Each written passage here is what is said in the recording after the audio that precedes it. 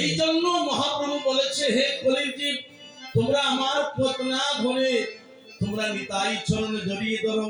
তোমরা সংসারে থেকো, গৃহে থেকো, সংসার রক্ষা করে নিতাই চরণ বজ, তবেই তোমরা জীবনে সুখী হবে।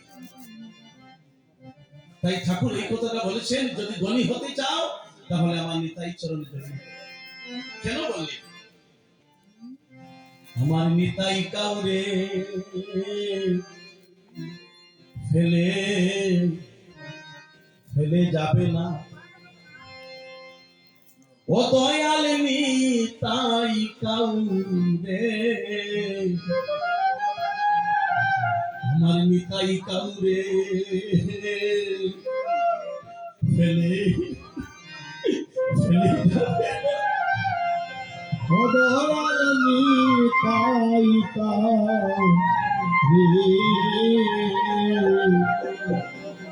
নিতাই কাউরে ফেলে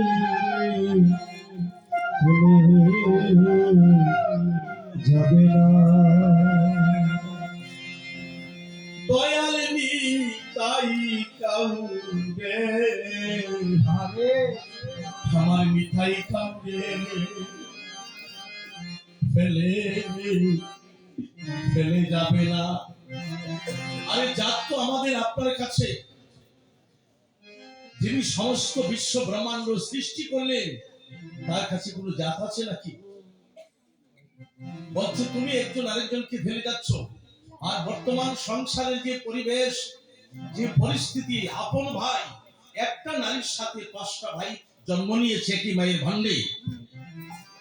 এই 5টা নারী একটা নারীর সাথে বাঁধা ছিল, সেই নারীটা হলো মা। তোমার